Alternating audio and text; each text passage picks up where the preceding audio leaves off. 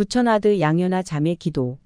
저는 우리가 하고 있는 신앙생활의 가장 기본이자 근간이 되는 것이 기도라고 생각했습니다. 저는 오늘 기도에 대한 저희 두 가지 이야기와 간증을 나누고자 합니다. 기도는 하나님 아버지와 마음에서 우러나오는 진실한 대화를 나누는 것입니다. 또한 기도는 우리가 지상에 있는 동안 누릴 수 있는 가장 위대한 축복 가운데 하나입니다. 기도를 통하여 우리는 하나님 아버지와 소통하고 매일 그분의 인도를 구할 수 있습니다.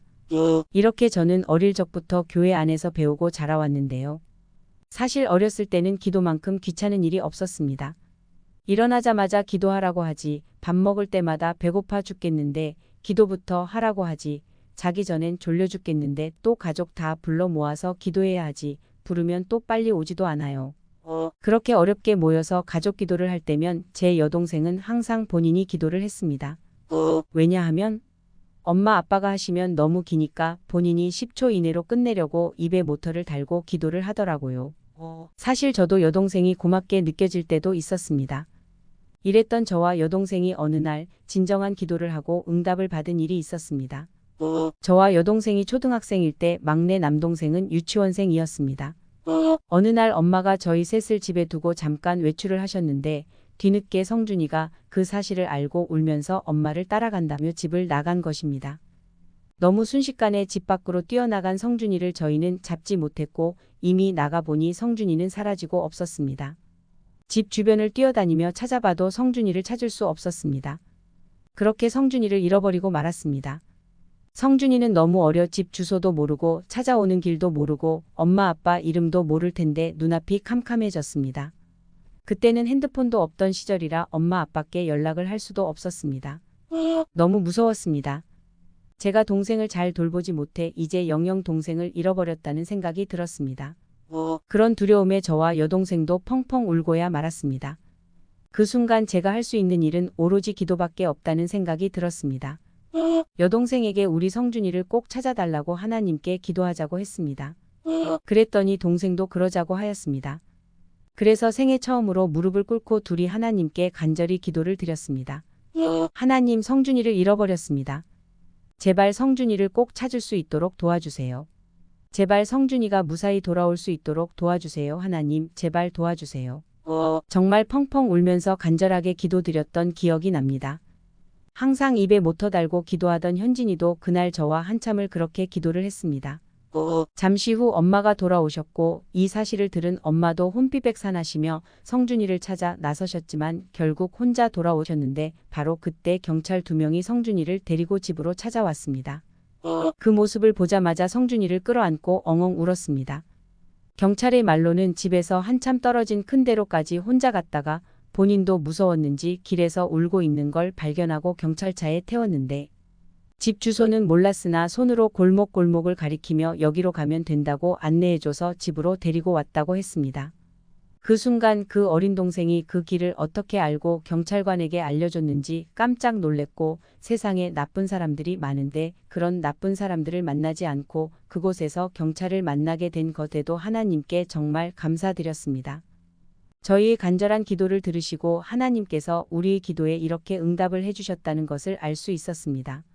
경찰들이 가고 난 후 엄마와 저희는 성준이가 무사히 집으로 돌아올 수 있게 도와주시고 인도해 주신 하나님께 감사 기도를 했던 기억이 납니다. 그전에는 기도를 해도 설마 정말 들으실까?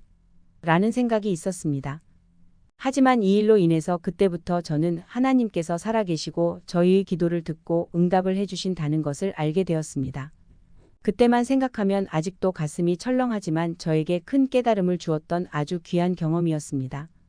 그 이후로는 기도할 때마다 영의 속삭임을 들을 수 있지 않을까 항상 진실되고 간절히 기도를 합니다. 그렇다고 매번 이렇게 응답이 바로 오는 것은 아니었습니다. 대학교를 졸업하고 제가 제일 원하던 병원에 취직을 했습니다.